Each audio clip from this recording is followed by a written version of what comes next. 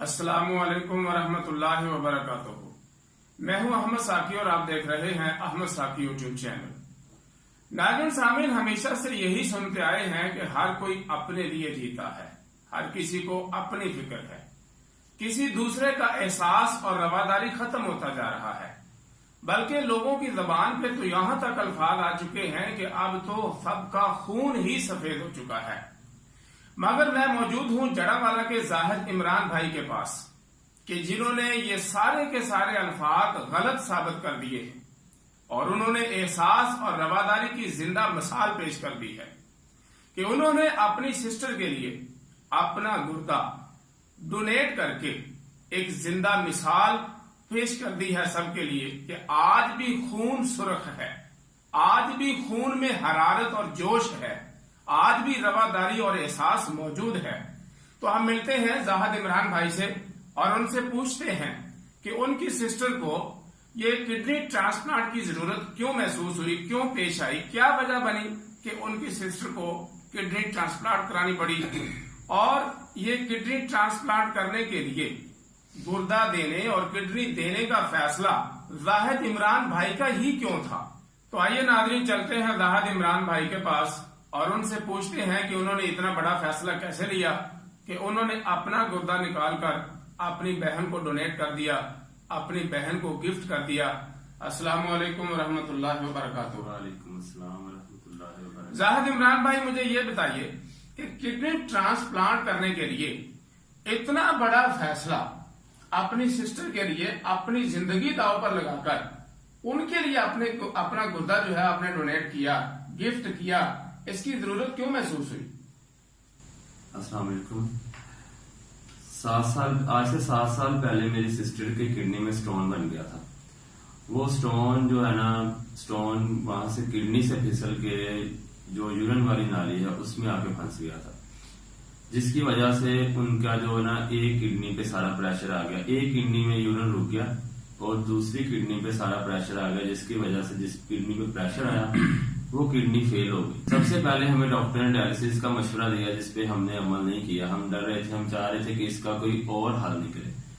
یعنی یہ سٹون والا معاملہ ڈائلسس سے پہلے کتنی دیر تک رہا؟ یہ سٹون والا معاملہ پہلی دفعہ ہی بنا اور تب بھی کڈنی فیل ہو گئی۔ نہیں، کڈنی فیل تو ہوئی، لیکن کب تک یہ سلسلہ ڈائلسس کے بغیر چلتا رہا؟ یہ سر ڈائلسس تو سٹارٹ ہوئے ہیں ابھی، یہ میں آپ کو 7 سال پہلے کی بات بتا رہا ہوں۔ جی 7 سال پہلے جو ہے نا وہ سٹون پھنس گیا تھا یورین والی نالی میں، جس کی وجہ سے یورین رک گیا، ایک نالی یعنی ایک کڈنی کا یورین رک گیا اور سارا جو پریشر ہے وہ دوسری کڈنی پہ چلا گیا، جس کی وجہ سے جس پہ جو پریشر گیا نا سارا کڈنی کا، تو وہ کڈنی فیل ہو گئی۔ جی اور جو کڈنی بچ گئی تھی اس میں جو سٹون تھا وہ پھنسا ہوا تھا۔ صحیح۔ انہوں نے پھر کیا کیا، انہوں نے ایک سٹینڈ کی مدد سے اس سٹون کو نکالا۔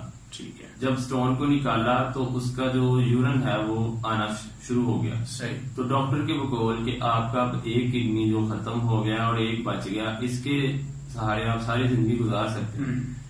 تو پھر کیا ہوا کہ 4-5 سال اچھے گزر گئے ان کے، کوئی مسئلہ نہیں بنا۔ پھر دوبارہ ایک دفعہ سٹون بنا۔ صحیح۔ اسی کڈنی میں دوبارہ سٹون بنا؟ ایک کڈنی بچ گئی تھی اسی میں پھر دوبارہ سٹون بنا۔ اچھا۔ اور اس دفعہ وہ سٹون جو ہے نا بڑی غلط جگہ پہ جا کے پھنس گیا۔ صحیح۔ ڈاکٹر نے جب اس کو نکالنے کی کوشش کی تو اس نے نکالتے ہوئے ڈاکٹر کی تو پتہ ہی نہیں ہم مانیں گے، یہ قدرت کا عمل ہے، وہ نکالتے ہوئے جو یورین والی نالی تھی اس کو ڈیمیج کر دیا، جس کی وجہ سے وہ جو ہے نا یورین والی نالی وہ شرنک ہو گئی تھی۔ اس کے بعد یورین میں رکاوٹ ہو گئی، یورین نہیں آ رہا تھا، پھر انہوں نے سٹینڈ ڈال دیا۔ دوسری دفعہ پھر سٹینڈ ڈالا۔ سٹینڈ وہ جو ہے نا وہ پرماننٹ نہیں ڈالتے، یہ 3 ماہ کے لیے ڈالتے ہیں۔ ان کا مقصد یہ ہوتا ہے کہ اگر خدا نہ خواستہ وہ نالی شرنک ہوئی بھی ہے تو سٹینڈ اس کو کھول دے گا، کھول کے رکھے گا 3 ماہ، تو وہ اپنی جگہ پہ رہے گی۔ لیکن دوبارہ جو ہوا تو ایسا نہیں ہوا، جو جس جگہ پہ سٹون اٹکا ہوا تھا وہاں پہ اس نے تھوڑا سا وہ وین کو ڈیمیج کیا، اور پھر وہ جب انہوں نے سٹینڈ 3 ماہ بعد نکالا تو وہاں سے وین شرنک ہو کے آپس میں مل گئے، انفیکشن بڑھ گیا، جس کی وجہ سے یورین بند ہو گیا۔ پھر انہوں نے ایمرجنسی دوبارہ سٹینڈ ڈالا تیسری مرتبہ، لیکن انہوں نے کہا کہ یہ پرماننٹ حل نہیں ہے۔ پھر انہوں نے ہمیں شیخ زاد لاہور میں بھیجا۔ جہاں پہ اس کا ایک مشین کے ذریعے حل ہوتا ہے، وہ مشین کے ذریعے اس نالی کو کھولتے ہیں۔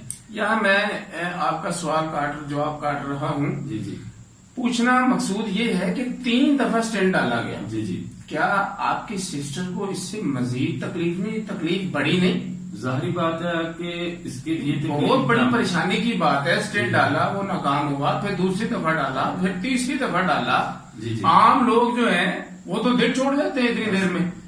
الحمدللہ اللہ پاک کا ایک خاص کرم تھا ان پہ کہ انہوں نے دل نہیں چھوڑا، ہمت نہیں ہاری، کیونکہ وہ خود اس شعبے سے وابستہ تھی۔ اچھا جی جی، اور وہ سٹاف ہیں کارڈیالوجی ہاسپٹل میں، اس لیے انہوں نے دل نہیں چھوڑا، کیونکہ آلموسٹ ان کے پاس اس سب کا نالج بھی تھا۔ صحیح۔ آلموسٹ جن لوگوں کے پاس اس کا نالج نہیں ہوتا وہ دل چھوڑ جاتے ہیں کہ پتہ نہیں ہمیں کیا ہو جانا ہے، بار بار یہی صورتحال دہرائی جا رہی ہے۔ لیکن انہوں نے ہمت نہیں ہاری، ان پر اللہ کا خاص کرم تھا کہ انہوں نے ہمت نہیں ہاری، وہ بیماری کے ساتھ لڑی۔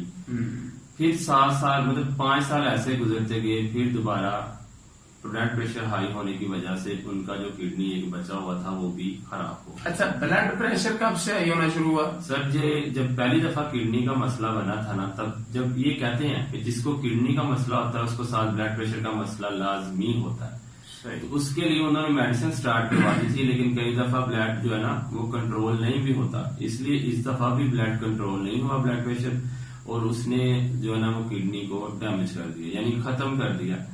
اس کے بعد بات ڈائلسس پہ آ گئی، تو ظاہری بات ہے جب یورین نہیں آ رہا ہوتا یا کڈنی جو یورین بنا رہی ہوتی ہے، جب کڈنی ہی ختم ہو گئی ہے تو یورین نہیں بنے گا، تو وہ اندر جو ہے نا آپ کے جو فاضل مادے اندر ہی اکٹھے ہوتے رہتے ہیں، اس کا سب سے زیادہ اثر ہوتا ہے کہ بندے کے دماغ پہ اثر ہوتا ہے، یہ پرابلم بڑھ گئی نا۔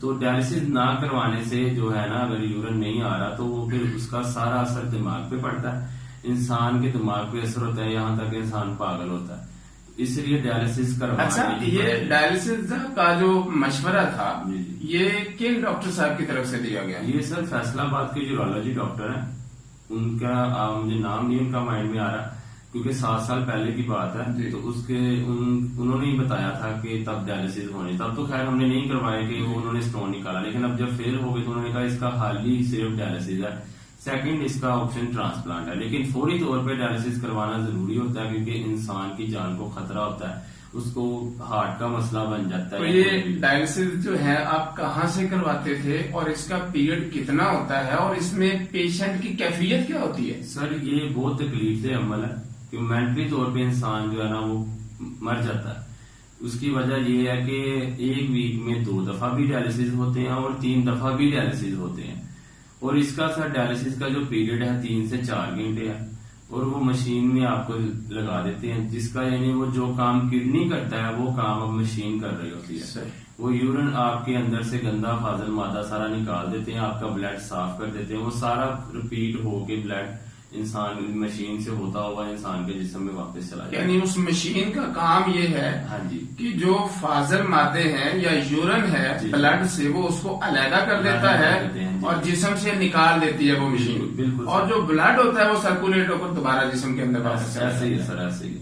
اور اس دوران تو بہت سارے لوگ دل چھوڑ دیتے ہیں جب ڈائلسس پہ آتے ہیں، کیونکہ آلموسٹ سنتے یہی آ رہے ہیں کہ ڈائلسس والا انسان بچتا ہی نہیں۔ جی جی، لیکن وہ یہ ہے کہ پہلا جو جھٹکا ہوتا ہے وہ تو سب کے لیے بہت ہی مشکل ہوتا ہے، ایک تو خوف بھی ہوتا ہے انسان کے اندر کہ پتہ نہیں میرے ساتھ کیا ہونا ہے، اور سیکنڈ بات یہ ہے کہ کئی دفعہ ڈائلسس کوئی برداشت کرتا ہے اور کوئی نہیں کرتا، یہ اللہ کے کرم ہوتا ہے، ورنہ ڈائلسس والے اتنے لوگ بھی ابھی تک ہیں جن کو 20 سال ہو گئے وہ ڈائلسس کروا رہے ہیں اور الحمدللہ فٹ ہے۔ اچھا، ہم تو آج تک یہی سنتے آ رہے ہیں کہ جو ڈائلسس مشین پر چلا جاتا ہے، جس کا یہ پروسیس شروع ہو جاتا ہے، اس کا بچنا محال ہو جاتا ہے، یہ اس کا مطلب آخری سٹیج ہے ڈائلسس، جب تک ہوتے رہیں، لیکن اس سے واپسی اور اس کی زندگی دوبارہ اس کو ملنا یہ تو ایک معجزہ ہی ہے۔ جی بالکل سر، یہ زندگی اور موت تو اللہ تعالیٰ کے ہاتھ میں ہے، لیکن انسان کو نہ ہمت نہیں ہارنی چاہیے، جیسا کہ میری سسٹر نے بالکل ہمت نہیں ہاری، اس نے بیماری کے ساتھ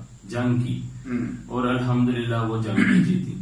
ڈائلسس 7 ماہ تک ان کے ہوتے رہے ہیں۔ اچھا جی، کیونکہ ہمارا ٹرانسپلانٹ کا پروسیس سٹارٹ ہو گیا ہوا تھا، جس کو 7-8 ماہ درکار ہو جاتے ہیں اس پروسیس کو عمل میں لاتے ہوئے، یعنی ٹائم ملتے 7 سے 8 ماہ لگ جاتے ہیں، ارجنٹ بیس پہ بھی کام ہو جاتے ہیں، لیکن ہمارا کام جو ہے نا وہ رپورٹس آتی، رپورٹ سٹارٹ ہو گئی تھی 7 ماہ پہلے، آ رہی ہے وہ چیک کروا رہے تھے، وہ نہیں بتا رہے، مطلب کہ رپورٹنگ کا عمل ہی 7 ماہ چلتا رہا۔ 7 ماہ ہم جسٹ رپورٹس ہی کرواتے رہے ہیں، پھر جا کے ہمیں اپریٹ کا ٹائم ملا۔ ناظرین، آپ سن رہے ہیں، دیکھ بھی رہے ہیں کہ زاہد عمران بھائی بتا رہے ہیں کہ ڈائلسس کا جو عمل ہے یہ انتہائی تکلیف دہ عمل ہے۔ زاہد عمران بھائی، آپ بتائیے، کڈنی ٹرانسپلانٹ کرانے کی ضرورت جب پیش آئی، جب ڈاکٹروں نے یہ مشورہ دیا کہ کڈنی اب ٹرانسپلانٹ کروانی ہی پڑے گی، تو زاہد عمران سے پوچھتے ہیں کہ ان کے والدین کی کیفیت کیا ہوئی؟ ایک بیٹی والدین کے سامنے اس کا گردہ جو ہے وہ تبدیل کیا جا رہا ہے، کسی اور کا گردہ لے کے ان کا گردہ نکال کر اس کی جگہ پہ ٹرانسپلانٹ کیا جا رہا ہے، رکھا جا رہا ہے، تو یہ ایک بہت تکلیف دہ عمل ہے۔ تو اس عمل کا سن کر والدین کی کیفیت کیا ہوئی؟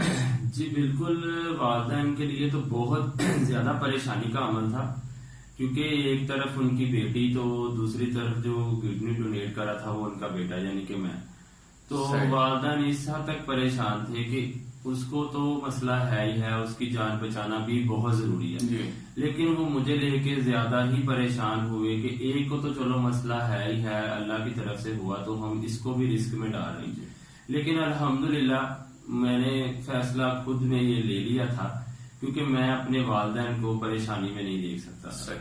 والدین نے بہت زیادہ پریشانی لی کہ یہاں تک کہ والد صاحب کو فالج کا اٹیک ہو گیا۔ اچھا جی، انہوں نے بہت زیادہ ہی پریشانی لی، کیونکہ وہ اس بات کو لے کے پریشان تھے کہ بیٹی کو تو مسئلہ اللہ تعالیٰ کی طرف سے آیا ہی ہے، تو میرے بیٹے نے بھی یہ فیصلہ لے لیا ہے کہ کڈنی میں ہی دوں گا، تو وہ بہت زیادہ پریشان ہوئے، جس کی وجہ سے ان پہ فالج کا اٹیک ہوگا۔ زاہد بھائی، اس میں کوئی شک نہیں ہے کہ والدین کے لیے سب کچھ اولاد ہی تو ہوتی ہے، بالکل، اور اولاد میں سے بیٹی تو پہلے پریشان ہے، اور بیٹا بھی رسک لینے پر ہم مجبور ہو گئے ہیں کہ بیٹا جو ڈونیٹ کر رہا ہے کڈنی، بیٹی بھی اور بیٹا بھی دونوں آنکھوں کے سامنے ہے، اور یہ بہت بڑا رسک ہے۔ جی بالکل، واقعات پریشانی کا مسئلہ تو ہے۔ جی، اور اسی دوران والدہ نے بھی بہت زیادہ پریشانی لی، یعنی وہ پہلے اپنا شوگر کی مریض ہیں، تو اس دوران اور بھی زیادہ ویک ہوئی، ہمیں پتہ نظر آ رہا تھا کہ وہ دن بہ دن کمزور ہوتی جا رہی ہیں۔ اس کی وجہ یہی تھی کہ وہ ہم دونوں کو لے کے بہت زیادہ پریشان تھی،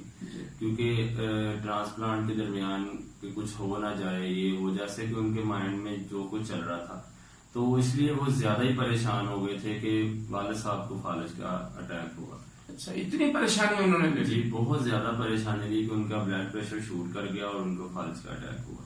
ناظرین، زاہد عمران بھائی کہہ رہے ہیں کہ ان کی ریسنٹلی شادی ہوئی ہے، ریسنٹلی شادی کے بعد ان کے اوپر ان کی بیوی کے بھی تو بہت سارے حقوق ہیں، تو آئیے ان سے پوچھتے ہیں کیا ان کی بیوی نے ان کو گردہ دینے کے لیے روکا نہیں؟ کیا ان کے لیے یہ رسک نہیں تھا کہ انہوں نے ان کے ساتھ ساری زندگی گزارنی ہے؟ جی بالکل، میری بیوی بہت اچھی ہے اس معاملے میں کہ اس نے میرا بھرپور ساتھ دیا، بلکہ میری حوصلہ افزائی کی، کیونکہ وہ شادی سے پہلے میں اس کو بتا چکا تھا کہ میری سسٹر میرے لیے کیا ہے، کچھ وہ کزن بھی تھی، اس کو پہلے سے ہی نالج بھی تھا، اور ماموں کی بیٹی تھی، وہ سمجھتی بھی تھی کہ وہ شروع سے ہی یعنی جانتی تھی کہ ان کی نظر میں ان کی بہن کی کیا اہمیت ہے، تو اتنی ضرورت ہی پیش نہیں آئی۔ حالانکہ اس نے مجھے خود کہا کہ آپ اس معاملے کے لیے اگر تیار ہیں تو میں آپ کے ساتھ کھڑی ہوں۔ الحمدللہ اس نے میرا پورا ساتھ دیا، ہر معاملے میں مجھے اپریشیٹ بھی کیا اور میرا حوصلہ بڑھاتی رہی کہ آپ یہ کام جو کر رہے ہیں اس کا آپ کو اجر اللہ دے گا، آپ یہ کام کریں، میں آپ کے ساتھ ہمیشہ رہوں گی اور ہمیشہ آپ کے ساتھ ہوں۔ زاہد عمران بھائی، یہ بتائیے گا کہ ڈونر اور ریسیپینٹ جو ہے ان کو ٹرانسپلانٹ کے لیے کون سا اور کتنا لمبا پروسیس گزارنا پڑتا ہے؟ سر یہ پروسیس تو 2 ماہ میں بھی کمپلیٹ ہو جاتا ہے، 3 ماہ میں بھی کمپلیٹ ہو جاتا ہے، ہمیں 7 ماہ لگ گئے۔ اچھا جی، کیونکہ رپورٹ جو تھی ان کی کچھ لیٹ ہو جاتی تھی، کچھ ظاہر بات ہے 1 माह बाद मिलती थी, कोई 3 माह बाद मिलती थी। इस वजह से हमारा प्रोसेस थोड़ा लेट होता गया। इसमें वो टोटली टेस्टेड डोनर के करते हैं, रेसिपिएंट के भी करते हैं, लेकिन डोनर के इसलिए करते हैं कि वो ही किडनी वो लेते हैं कि अगर डोनर को पहले से कोई एक भी बीमारी ना हो। यानी उनका कहना है कि डोनर जो है वो मुकम्मल सेहतमंद हो, उसको किसी भी किस्म की बीमारी ना हो, तो उसका गुर्दा लिया जाए। जी बिल्कुल, उसका ही गुर्दा लिया जाता है। डॉक्टर पहले उसको ही सिलेक्ट करते हैं, इसलिए सारी रिपोर्ट्स करवाते हैं। यहाँ के छोटी से छोटी रिपोर्ट और बड़ी से बड़ी रिपोर्ट भी होती है, जिसमें वो ये चेक करते हैं कि आया कोई डोनर को किसी भी किस्म की कोई बीमारी तो नहीं। अच्छा, मैं आपकी बात काट रहा हूँ, क्या कोई भी जाके गुर्दा दे सकता है अपना? किसी भी पेशेंट के लिए किसी आदमी को पकड़कर, रिश्तेदार हो, गैर रिश्तेदार हो, या किसी को पैसे के ऊपर परचेज करके गुर्दा जो है वो किसी का लेकर भी दिया जा सकता है? नहीं सर, बिल्कुल नहीं। ये काम आज से 5 साल पहले होता था कि बहुत सारे लोग गुर्दा परचेज करते थे, यानी बहुत सारे लोग अपना गुर्दा बेचने लग पड़े थे। ये अमल इतना आम हो गया था कि हर एक बंदा अपनी जरूरियात को या अपनी गरीबी की वजह से गुर्दा बेचने तक आ जाता था। लेकिन अब गवर्नमेंट ने इसके खिलाफ सख्त एक्शन लिया, क्योंकि इसका बहुत सा नाजायज फायदा उठाया जा रहा था। बहुत सारे लोगों का जबरदस्ती यानी उनको उठा के उनका किडनी निकाला जा रहा था। इसमें बहुत सारे गिरोह शामिल थे, यानी जिसको कहते हैं कि 2 नंबर सारा काम हो रहा था। गुर्दा यहाँ तक सुनने में आया था कि बाहर इंपोर्ट भी किया जा रहा था। यानी लोगों को अगवा किया जाता है और अगवा करने के बाद उनका गुर्दा निकाल लिया जाता है और वो लावारसों की तरह छोड़ दिए जाते हैं। बिल्कुल ऐसे ही सर होता था। इसलिए गवर्नमेंट ने इसके लिए एक अदारा कायम किया जिसका नाम है पी होटा। जी। यानी सारी रिपोर्ट जब आपकी कंप्लीट हो जाती हैं, एक पहले जज की मीटिंग होती है। जज की मीटिंग में वो सिर्फ ये देखते हैं कि क्या ये बहन भाई हैं। यानी जज की मीटिंग में वो अगर बंदा मैरिड है जिसने गुर्दा देना है तो उसकी बीवी से इजाजत ली जाती है, उसकी सास से इजाजत ली जाती है।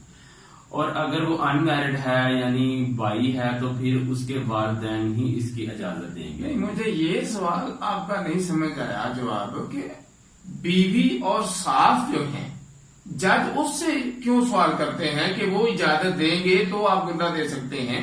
आपके वालिद साहब मौजूद हैं, आपकी वालदा अल्हम्दुलिल्लाह हयात हैं, तो ये सवाल तो उनसे किया जाना चाहिए। आप उनकी औलाद है। ये सर जज की मीटिंग में ही पता चला कि उन्होंने कहा कि जो अगर मैरिड बंदा है उसकी जो इजाजत है वो उसकी बीवी और सास ही देगी, कि हमें इस बात पे कोई इतराज नहीं। यानी उनका कहना है कि शादी के बाद हस्बैंड का जो गार्डियन है वो उसकी बीवी और उसकी सास है। अच्छा। और जिन्होंने गुर्दा लेना है उसकी यानी इजाजत जो है उसके वालिदैन ने देनी है।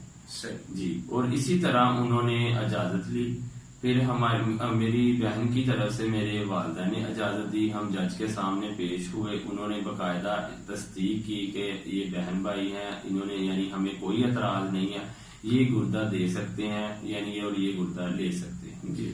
और उसके बाद सर जब सारी रिपोर्ट्स हो जाती है, जज की मीटिंग होती है। जज की मीटिंग के बाद एक लास्ट में अदारा बनाया है पी होटा। अच्छा। यानी उसमें वो इंटरव्यू करते हैं। टोटली उनके पास फाइल चले जाती है जो कम अज कम इतनी जिल्द वाली होती है। अच्छा। हाँ, जिसमें टोटली टेस्ट होते हैं। टोटली रिपोर्ट होती है। टोटली रिपोर्ट में जिसके निकाह नामा होता है, जब बंदा मैरिड उसका निकाह नामा उसमें होता है। उसके बाद टोटली रिपोर्ट होती है, उसमें नादरा के सारे डॉक्यूमेंट्स होते हैं जिसमें वो देखते हैं कि ये बहन भाई है। क्योंकि जब गुर्दा बेचने लग पड़े थे तो उन्होंने पाबंदी लगा दी कि अब गुर्दा सिर्फ फैमिली से ही कोई फैमिली मेंबर ही दे सकता है। जिसमें बहन भाई भी आते हैं, ससुराल वाले भी आते हैं, अपने ददियाल वाले भी आते हैं, ननियाल वाले भी आते हैं। इससे बाहर भी यानी कोई भी आप किसी से गुर्दा नहीं ले सकते। इसलिए उन्होंने एक अदारा कायम किया पी होटा, जिसमें जब हम पेश होते हैं हमारे सारे डॉक्यूमेंट्स चले जाते हैं। उसमें डोनर और रेसिपिएंट को बुलाते हैं। हालांकि उनके पास नादरा का सारा रिकॉर्ड मौजूद होता है, लेकिन वो उस पर भी यकीन नहीं करते। वो इंटरव्यू लेते हैं इस तरह का कि पहले वो डोनर को बुलाते हैं। अच्छा। उससे क्वेश्चनिंग करते हैं। यानी कि मैं आपको एक मिसाल देता हूँ। जैसे उन्होंने मुझसे पूछा कि आपके घर कितने महल्ले का है, उसमें कितने कमरे हैं, फलाने कमरे का क्या रंग है, आपके वॉशरूम में कौन से कलर की टाइल लगी है, अगर कलीन बिछा है तो वो किस कलर का है, क्या सेहन है। फिर वो मुझे बेच के एक अलग कमरे में। आपसे इस तरह के क्वेश्चन करने का मकसद सिर्फ ये जज करना है کہ آپ واقعی اس کے بھائی ہیں، ہاں جی واقعی بالکل۔ آپ اس گھر میں رہتے ہیں، آپ کے علم میں ہے یہ سارا سسٹم؟ جی بالکل، یعنی ان کو یہی ہوتا ہے کہ کہیں نہ کہیں 2 نمبر سے یہ سارے ڈاکومنٹس تو نہیں تیار کروا کے لیا ہے، اس لیے وہ اس طرح کے کویشچن کرتے ہیں، یہ پتہ بھی نہیں ہوتا کہ وہ کون سے کویشچن کرنے والے ہیں، اس لیے وہ اس طرح کے کویشچن کرتے ہیں کہ ظاہری بات ہے وہ گھر کے ریلیٹڈ ہی کویشچن کریں گے، تاکہ وہ جو بندہ ہے اس کو گھر کا سارا نالج جو اپنا ہوگا اس کو ہی ہوگا، ظاہر ہے باہر والے کو تو نہیں پتا کتنے ہاں۔ کمرے ہیں، ٹائل کس طرح کلر کی لگی ہوئی ہے۔ بالکل اسی طرح پھر انہوں نے مجھے بھیج دیا اور میری سسٹر کو بلایا، ان سے بھی سیم یہی کویشچننگ کی کہ آپ کا گھر کتنے مرلے کا، اس کے کتنے کمرے، آپ کے ہسبینڈ کا کیا نام ہے، آپ کی ساس کا کیا نام ہے، آپ کا بھائی جو ہے یہ کتنے نمبر پہ، آپ کے کتنے بھائی ہیں، اس کا نام کیا ہے، سیریل وائز پوچھتے ہیں، یعنی وہ ٹوٹلی ایک دفعہ بندے کو پریشرائز کر دیتے ہیں کہ اگر وہ 2 نمبر ہے تو وہ غلط اس کا آنسر دے گا، لیکن جب ہم سچے ہیں، ہمیں پتا کہ ہم ریئل میں بہن بھائی ہیں، تو اس کے لیے ہمیں کوئی مشکل درپیش نہیں ہوئی۔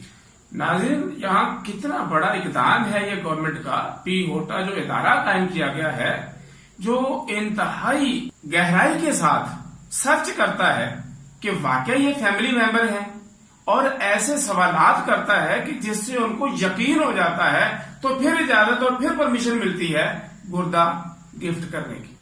ناظرین، زاہد عمران بھائی سے ہم اب یہ پوچھیں گے کہ کس ڈاکٹر صاحب نے ان کا ٹرانسپلانٹ کیا ہے، کس ہاسپٹل میں انہوں نے یہ پروسیس سارا جو ہے وہ کروایا ہے، اور ان کا اس ٹرانسپلانٹ کا جو آپریٹ ہوا ہے اس پہ مکمل خرچ کتنا ہوا ہے۔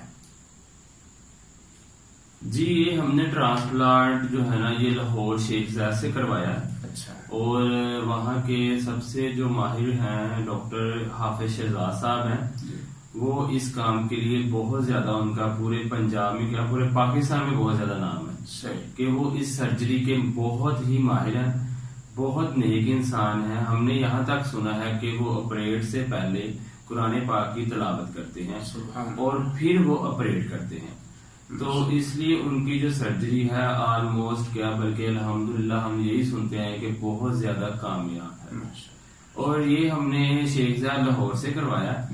اس میں ہمارا سر کم سے کم جو ہے نا 10 سے 12 لاکھ روپیہ خرچ آ گیا ہے۔ یہ ٹوٹلی پرائیویٹ سے اندر جا رہا ہے؟ نہیں سر، یہ سیمی گورنمنٹ ادارہ ہے، اچھا، اس میں پرائیویٹ بھی ہوتا ہے، اس میں سیمی گورنمنٹ کا بھی ہے، اور اس میں غریب عوام کے لیے بھی ہے۔ جی، غریب عوام کے لیے، یعنی آپ یہ کہنا چاہ رہے ہیں کہ غریب عوام کے لیے اس سے بھی لیس ہو سکتا ہے؟ سر دراصل غریب عوام کے لیے بھی گورنمنٹ نے ایک اقدام رکھا ہوا ہے کہ سی ایم کی طرف سے آپ کو اس کا مطلب کہ پیسے مل جاتے ہیں، سی ایم کو آپ درخواست دیں، جو غریب ہیں وہ پھر آپ اس کی پوری کرتے ہیں، انکوائری کرتے ہیں کہ آیا یہ اس کا حقدار ہے، پھر سی ایم کی طرف سے جو ہے وہ درخواست دی جاتی ہے، سی ایم اس کو پوری انکوائری کروانے کے بعد دیکھتے ہیں کہ یہ غریب ہیں، یہ حقدار ہیں، اس کے اپلائی کرنے کا ایک پروسیس ہے، اپلائی کیا جا سکتا ہاں ہے، بالکل۔ اور اس کے بعد اگر وہاں سے مطلب منظوری مل جاتی ہے، پرمیشن مل جاتی ہے سی ایم کی طرف سے، تو اس کی پھر کتنی کاسٹ رہ جاتی ہے؟ سر وہ جو سی ایم کی طرف سے آپ کو باقاعدہ چیک ملتا ہے وہ آپ کو نہیں ملتا، وہ سی ایم کی طرف سے آپ کا چیک شیخ زاید لاہور میں چلا جاتا ہے، ہاسپٹل میں چلا جی جاتا ہے؟ بالکل، یعنی لاہور میں 2 ہاسپٹل ہیں اس ٹائم جو گورنمنٹ کی طرف سے کام کر رہے ہیں، ایک شیخ زاید لاہور اور ایک پی کے ایل آئی۔ اچھا جی، اور وہ اپنی مرضی ہے ان کی کہ وہ آپ کو کس ہاسپٹل میں ریفر کرتے ہیں کہ آپ اپنا جا کے علاج اس ہاسپٹل سے کریں۔ اچھا، پھر میں سوال آپ کا کاٹ رہا ہوں، کیا پورے پاکستان میں یہ ٹرانسپلانٹ کا جو سلسلہ ہے یہ صرف لاہور میں ہی اویلیبل ہے سہولت، یا پاکستان میں کہیں اور بھی موجود ہے؟ سر اور میری نالج میں جو یہ ہے کہ یہ اس کی جو زیادہ تر سرجری جو ہے وہ کی جاتی ہے اسلام آباد، جی، پنڈی میں، اچھا، لاہور اور کراچی، یعنی یہ ان کی جو ٹرانسپلانٹ بیسٹ مانی جاتی ہیں اس معاملے میں کہ ان کی سرجری سب سے بیسٹ ہوتی ہے۔ صحیح۔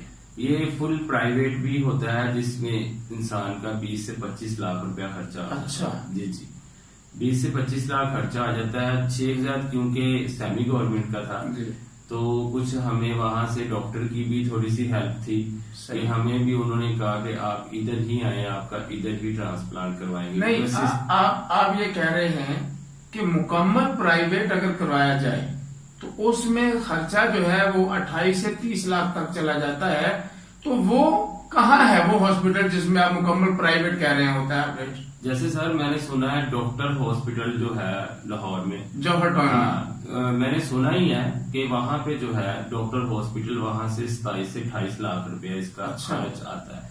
उसी में भी यही डॉक्टर हाफिज शहजाद साहब ही बैठते हैं, जी जी, वही ऑपरेट करते हैं। इसका फर्क सिर्फ हॉस्पिटल का है। फर्क सिर्फ हॉस्पिटल का है, वो फुली प्राइवेट है और ये सेमी गवर्नमेंट है, इसलिए वहाँ पे 10 से 12 लाख रुपया खर्चा आ जाता है। और जो है अपना डॉक्टर हॉस्पिटल में वहाँ से 27 से 28 लाख रुपया खर्च आ जाता है।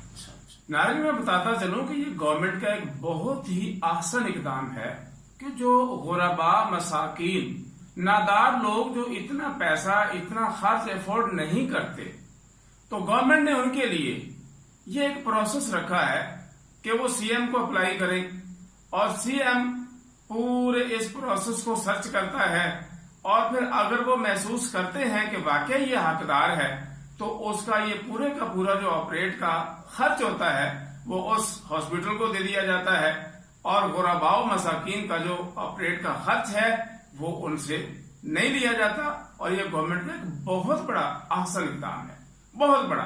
अगर पंजाब गवर्नमेंट का है तो ये पंजाब गवर्नमेंट का बहुत बड़ा आसान इक़दाम है, और अगर ये पाकिस्तान के लेवल पर है यानी सिंध में है या दूसरे सूबों में भी मौजूद है तो ये पाकिस्तान लेवल पे गवर्नमेंट का एक बहुत ही अच्छा इक़दाम है, खास तौर पर उन गुरबाओ मसाकीन के लिए कि जो अफोर्डेबल नहीं है, जो इसको इस खर्चे को बर्दाश्त नहीं कर सकते, तो गवर्नमेंट ने उनके लिए इस खर्चे को आसान कर दिया है। गवर्नमेंट खुद उनका खर्चा उठाती है और उनकी इस बीमारी में उनके साथ खड़ी है ताकि अल्लाह ताला उनको इस बीमारी से सेहतमंद फरमाए। जाहिद भाई, ट्रांसप्लांट करवाने से पहले और इसके बाद आप और आपकी सिस्टर जिन्होंने ये गुर्दा लिया है या जिनको आपने डोनेट किया है, क्या फर्क महसूस करते हैं? सर ट्रांसप्लांट के बाद मुझे तो कोई इतना खास फर्क नहीं अपने आप में नजर आया। अच्छा। बस वही परेड की जो थोड़ी बहुत दर्द होती है या 3 से 4 दिन वो ही थी, तो उससे 4 से 5 दिन जो है ना वो ही मुश्किल के होते हैं। लेकिन मुझे अल्हम्दुलिल्लाह तीसरे दिन ही डिस्चार्ज कर दिया गया था। अच्छा। कि यानी कुछ लोग जल्दी अपने आप को कवर कर जाते हैं, तो अल्हम्दुलिल्लाह मैं तीसरे दिन हॉस्पिटल से डिस्चार्ज हो चुका था। तो मुझे तो अल्हम्दुलिल्लाह अभी तक कोई भी अपने आप में प्रॉब्लम महसूस नहीं हुई, बल्कि मैं दिन ब दिन बेहतर महसूस कर। जाहिद भाई, आप तो डोनर हैं जी, आपने अपना गुर्दा दिया है जी जी। सिस्टर जिन्होंने अपना आपका गुर्दा जो लिया है जी, उनकी अब क्या कैफियत है और पहले क्या कैफियत थी? गुर्दा लेने से पहले और गुर्दा लेने के बाद उन्हें क्या फर्क महसूस हुआ है? देखिए सर, बहुत सारा फर्क महसूस हुआ है। उसकी वजह है कि पहले तो वो डायलिसिस पे थी, वो जो काम गुर्दे ने करना होता है वो मशीन करती है, जैसा कि मैंने आपको बताया कि वो बहुत तकलीफदेह अमल है। तो अब अल्लाह ताला ने खास करम किया है कि जो मेरा गुर्दा उन्होंने दिया है और वो अल्हम्दुलिल्लाह हमारा ऑपरेशन बहुत कामयाब रहा है, तो मेरा गुर्दा जो है वो अंदर जो लगा दिया गया है, अब उनकी डायलिसिस से सारी उम्र जान छूट गई है। अब वही काम मेरा गुर्दा करेगा, यानी कि जो अंदर उनके गुर्दा लगा दिया गया है वो यूरिन बनाता है, बिल्कुल जैसे आम रूटीन में आम इंसान अपनी जिंदगी गुजार रहे हैं, वो भी ऐसे ही जिंदगी गुजार। यानी उनके लिए जो हफ्ते में या हर दूसरे दिन जो इंतहाई तकलीफदेह अमल डायलिसिस से गुजरना पड़ता था, अब उससे मुकम्मल निजात मिल गई। जी बिल्कुल, अल्हम्दुलिल्लाह उससे उनको मुकम्मल निजात मिल गई है। जाहिद इमरान भाई, आपका बहुत बहुत शुक्रिया। आपने बहुत ही अच्छा इंटरव्यू दिया है, खास तौर पर गुर्दे के मरीजों के लिए, उनके अहले खाना के लिए, उनके अजीज और रिश्तेदारों के लिए, कि जो आपकी इन मालूमात से जो आपने उनके लिए आगाही पेश की है, एक आसान तौर पर अपनी नॉर्मल जिंदगी गुजार सकते हैं। नारायण, मुझे उम्मीद है कि मेरी ये वीडियो आपको बहुत अच्छी लगी होगी, इसलिए इसे ज्यादा से ज्यादा लाइक और शेयर कीजिए और मेरे चैनल को जरूर सब्सक्राइब कर लीजिए। साथ लगे घंटी के बटन को दबाना मत भूलिए ताकि इस तरह की मालूमाती वीडियो सबसे पहले आप तक पहुंचती रहें। अस्सलामु अलैकुम वरहमतुल्लाहि वबरकातुहू।